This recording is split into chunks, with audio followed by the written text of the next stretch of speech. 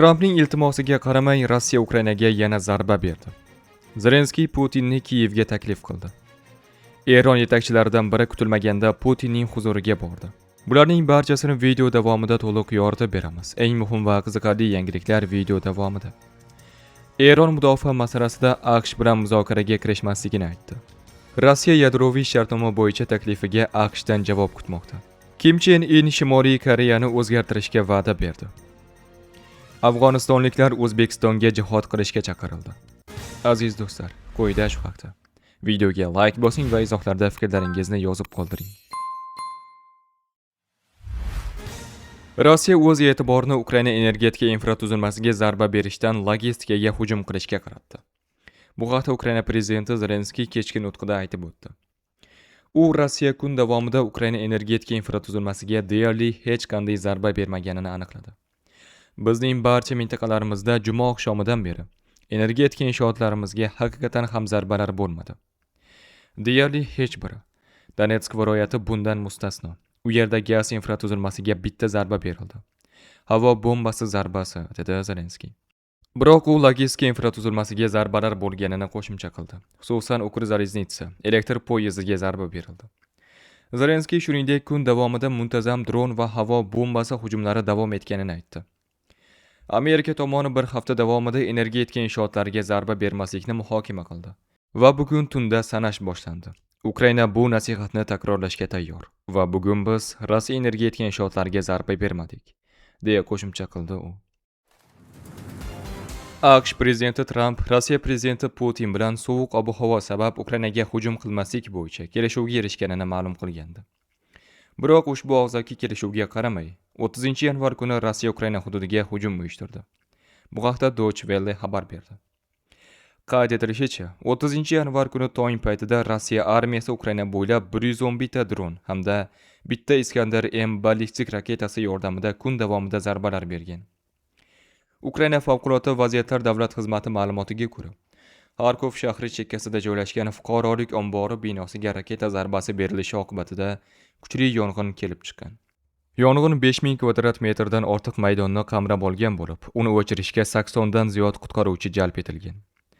Mazkur hujum Rossiya va Ukraina infratuzilmasiga zarbalarni vaqtincha to'xtatish bo'yicha kelishuvga erishilgani haqidagi xabarlar tarqalganidan bir necha soat o'tib sodir bo'lgan. Moskva AQSh va Rossiya yetakchilari o'rtasidagi muloqotni tasdiqladi.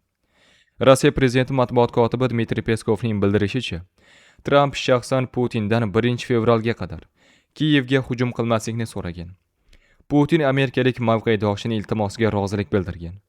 Biroq Kreml vakili bu kelishuv faqat energetika infratuzilmasiga zarbalarni to'xtatishga taalluqlimi yoki barcha hujumlarni qamrab oladimi? Bu borada aniqlik kiritishdan bosh tortgan. Ukraina prezidenti Zelenskiy Rossiya prezidenti Putin bilan Moskvada uchrashuv o'tkazishning imkonsizligini aytib, uni Kiyevga taklif qildi. Prezidentning bu haqdagi so'zlarini Deutsche Welle keltirdi. Zelenskiy agar bunday muzokaralar urushni tezroq tugatishga yordam bersa, har qanday usuldagi uchrashuvga rozi ekanini aytgan. Shuningdek, u Rossiya yoki Belarus hududida uchrashuv o'tkazish mumkin emasligini, chunki Rossiya Ukrainaga qarshi urush boshlagan davlat bo'lsa, Belarus bu harakatlarga yordam berayotganini qo'shimcha qilgan. Bu xuddi Putinni Kiyevda kutib olishdek gap. Men uni Kiyevga taklif qilishim mumkin, agar jur'at etsa. Albatta kelsin, degan Zelenskiy jurnalistlar bilan muloqotda. Shuningdek, amerikalik rasmiylarning vositachiligi asosida Rossiya va Ukraina o'rtasidagi navbatdagi uchrashuv Abu Dabida muvaffaqiyatli yakunlansa, undan keyin Rossiya va Ukraina prezidentlari sammiti Moskvada yoki Kiyevda o'tkazilishi ehtimoli bor. Rossiyaning strategik hujum qurollarini qisqartirish to'g'risidagi shartnoma yangi start doirasida joriy etilgan cheklovlarni 1 yilga uzaytirish tashabbusiga AQSh tomonidan rasmiy javob berilmadi. Ayni paytda yangi start Rossiya va AQSh o'rtasida amal qilib kelayotgan yadroviy qurollar ustidan nazoratga oid yagona shartnoma hisoblanadi. Bu haqda 30-yanvar kuni Reuters xabar berdi. Qayd etilishicha, Rossiya prezidenti Putin 2025-yilning sentyabr oyida yangi start shartnomasini yana 1 yil davomida uzaytirishni taklif qilgan. AQSh prezidenti Tramp shartnoma tugashiga bir necha kun qolgan bo'lsa-da, hali bu taklifga rasman javob bermadi. Rossiya Xavfsizlik kengashi raisi o'rinbosari Dmitriy Medvedev yangi start shartnomasi joriy yilning 5-fevral kuni o'z kuchini yo'qotishini ma'lum qilgandi. Uning so'zlariga ko'ra, agar kelishuv muddati uzaytirilmasa, yadroviy qurollarni cheklash va nazorat qilish sohasidagi xalqaro huquqiy tizimda jiddiy bo'shliq yuzaga kelishi mumkin. Bu esa global strategik barqarorlikka salbiy ta'sir ko'rsatadi. Rossiya tashabbusini amalga oshirish global xavfsizlikni mustahkamlash va Qo'shma Shtatlar bilan strategik muloqotni kengaytirishga xizmat qilishi mumkin. Biroq hozirga qadar Washingtondan taklifimizga asosiy rasmiy javob olmadik, dedi Medvedev. Shimoliy Koreya yetakchisi Kim Chen In mamlakatning 20 ta mintaqasida yangi loyihalarni amalga oshirish orqali Shimoliy Koreyani o'zgartirishga va'da berdi. U tibbiyot muassasalari, ko'ngilochar majmualar va sanoat korxonalari qurishini aytdi. Bu haqda 30-yanvar kuni Ksena xabar berdi. Qayd etilishicha, Kim Shimoliy Koreyaning janubi-g'arbiy qismidagi Hwanghae provinsiyasida qurilish loyihasini boshladi. U o'zgarishlar mamlakatning 3dan 1 qismidan ko'prog'ini qamrab olishini bildirdi. Shimoliy Koreya rasmiylari mamlakatni sotsialistik ertakka aylantirish rejalari haqida muntazam ravishda gapirib kelishadi. 2022-yil sentyabr oyida hukmron partiya ikkita yangi qonun orqali qishloq joylarda tub o'zgarishlarni amalga oshirish rejalarini e'lon qilgan. Shu bilan birga Shimoliy Koreya iqtisodiy inqirozni boshdan kechirmoqda. Bu boshqa narsalar qatori yadroviy va raketa dasturlarini ishlab chiqish uchun xalqaro sanksiyalar, shuningdek bir qator tabiiy ofatlar tufayli yuzaga kelgan. Koreya Mehnat partiyasi Markaziy qo'mitasi joriy yilning 28-yanvar kuni bo'lib o'tgan yig'ilishida KMPning 9-syezdiga delegatlarni sayladi. U 5 yil ichida birinchi marta o'tkazilishi kutilmoqda. Syezda mamlakatning kelgusi siyosiy va iqtisodiy yo'nalishi yangidan belgilanadi. Ammo aniq sana hali tasdiqlanmagan. Eron Qo'shma Shtatlar bilan muzokaralarni qayta boshlashga tayyor. Biroq bu jarayon adolatli bo'lishi va mamlakatning mudofaa salohiyatiga taalluqli masalalarni o'z ichiga olmasligi kerak. Bu haqda Eron tashqi ishlar vaziri Abbos Araqchi 29-yanvar kuni Istanbulda bo'lib o'tgan matbuot anjumanida ma'lum qildi. Keltirilishicha, Eron tashqi ishlar vaziri hozircha Tehron va Washington o'rtasida hech qanday muzokaralar olib borilmayotganini, biroq Eron muloqot uchun ochiq ekanini bildirgan.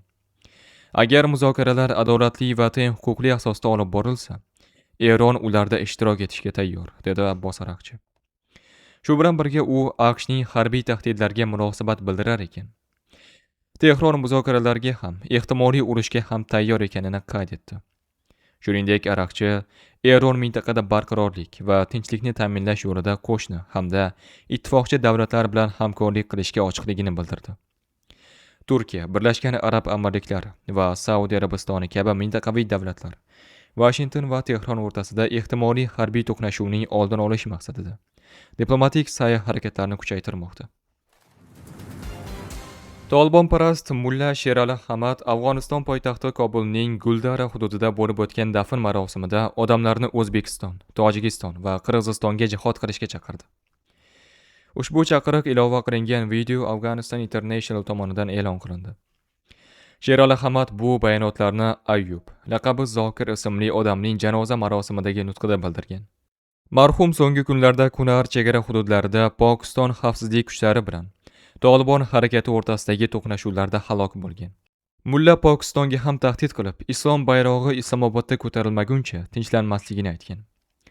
Sherali Hamad o'zining keskin nutqida Markaziy Osiyo mamlakatlari va Pokiston siyosiy tuzumlarini parlamentar va kofir deb atagan. U bu davlatlarni ag'darishni va ularda islomiy tuzum barpo etish uchun jihod qilish zarur deb hisoblagan. Bu bayonotlar Tolibon bir necha bor Afg'onistondagi ularning boshqaruvi mintaqa va dunyo uchun tahdid emasligini ta'kidlab kelayotgan, mintaqa davlatlari bilan munosabatlarni mustahkamlashni da'vo qilayotgan, shunday bir paytda yangramoqda. Markaziy Osiyo mamlakatlari va Pokiston esa bir necha bor Afg'onistonda qurolli guruhlarning mavjudligi va faoliyati borasida xavotir bildirgan. O'zbekiston Tashqi ishlar vazirlik matbuot kotibi Ahror Burxonovning tahririyat jurnalistiga ma'lum qilishicha, bu masala yuzasidan ishlar olib borilmoqda. Natijasi bo'yicha qo'shimcha xabar beriladi.